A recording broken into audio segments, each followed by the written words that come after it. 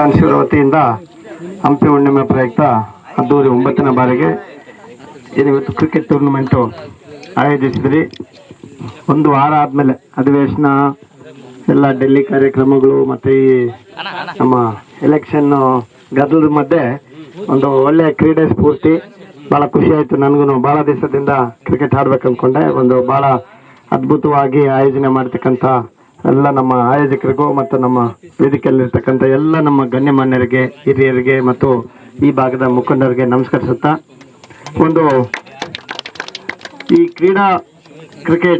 Cricket ಆಗಿರ್ಬೋದು, ಯಾವುದೇ ಒಂದು ಕ್ರೀಡೆ ಆಗಿರ್ಬೋದು, ಮಾನಸಿಕಕ್ಕೆ ಮತ್ತು ದೈಹಿಕ ಮತ್ತು ಒಂದು ಆತ್ಮವಿಶ್ವಾಸ ಹೆಚ್ಚಂತ ಒಂದು ಕಾರ್ಯಕ್ರಮ. ಇದು ಒಂದು ಕ್ರೀಡಾ ಮನೋಭಾವದಿಂದ ಎಲ್ಲರೂ ಭಾಗವಹಿಸಿ ಒಂದು ಪ್ರತಿಭೆಯನ್ನು ಪ್ರದರ್ಶಿಸಿ ಒಂದು ಇವತ್ತು ಚಿಕ್ಕ ಮಕ್ಕಳು ಕೂಡ ಎಲ್ಲ ರಜಾ ಕಾಲದಲ್ಲಿ ಬಹಳ ಉತ್ಸುಕತೆಯಿಂದ ಇಲ್ಲಿ ಬಂದಿರೋದು ನೋಡಿ ಬಹಳ ಖುಷಿ ಆಯಿತು.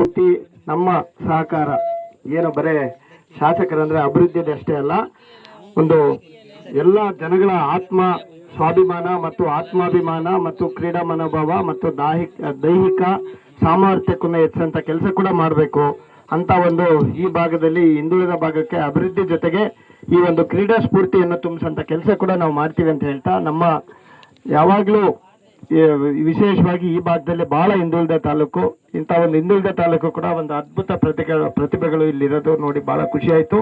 ಈ ಕಲೆಯನ್ನು ಮತ್ತು ಈ ಒಂದು ಪ್ರತಿಭೆಗಳನ್ನು ಪ್ರೋತ್ಸಾಹಿಸಂತ ಕೆಲಸ ನಾವೆಲ್ಲ ಮಾಡಬೇಕಾಗಿದೆ. ಸೊ ಇಲ್ಲಿ ಇವತ್ತು ಆಯೋಜಕಂತ ನಮ್ಮ ಗೂಳಿ ಆಗಿರ್ಬೋದು, ಗೋಪಿ ಆಗಿರ್ಬೋದು, ಮತ್ತು ನಮ್ಮ ಮಹೇಶ್ ಅಣ್ಣರಾಗಿರ್ಬೋದು, ನಮ್ಮ ಬೋರಣ್ಣ, ಓಬಣ್ಣವ್ರು ಎಲ್ಲರೂ ಸೇರಿ ಇವತ್ತು ಬಹಳ ದಿವಸದಿಂದ ನನಗೆ ಇಲ್ಲ ತುಂಬ ಕಡೆ ಮಾಡ್ತಾರೆ, ಆದರೆ ಇಲ್ಲಿ ತುಂಬ ಅದ್ದೂರಿಯಾಗಿ ಮಾಡ್ತಾರೆ ಮತ್ತು ನಿಮ್ಮ ಮೇಲೆ ಭಾಳ ಅಭಿಮಾನ ಇದೆ, ನೀವು ಬರಲೇಬೇಕಿಲ್ಲ ಅಂತ ನಮಗೆ ಮನವಿಗೆ ಭಾಳ ಸರಿ ಮನವಿ ಮಾಡಿದ್ರು. ಅದಕ್ಕೆ ಹೋಗೊಟ್ಟು ಇವತ್ತು ತುಂಬ ಒತ್ತಡದ ಕಾರ್ಯಕ್ರಮಗಳಿದ್ರು ಕೂಡ ಇವತ್ತು ಬಂದು ಈ ಭಾಗಕ್ಕೆ ಈ ಒಂದು ಕಾರ್ಯಕ್ರಮಕ್ಕೆ ಚಾಲನೆ ಕೊಟ್ಟಿದ್ದು ನನಗೆ ಭಾಳ ಖುಷಿ ಆಯಿತು. ಇದೇ ರೀತಿ ಮುಂದೆ ಕೂಡ ನಮ್ಮ ಕ್ರೀಡೆಗೆ ಯಾವತ್ತೂ ನಮ್ಮ ಪ್ರೋತ್ಸಾಹ ಇರ್ತದೆ. ಒಳ್ಳೆಯ ರೀತಿಯಿಂದ ಹಾಡಿ ಒಂದು ಪ್ರತಿಭೆಯನ್ನು ಪ್ರದರ್ಶಿಸಬೇಕಂತ ಕೇಳ್ಕೊಳ್ತೀನಿ.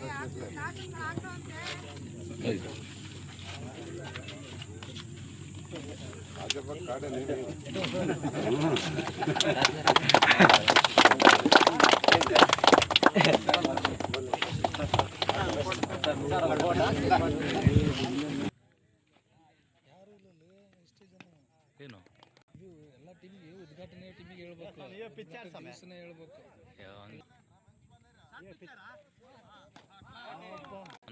10 ಟೀಮ್ ಲಚ್ಚ ಟೋಟಲ್ 50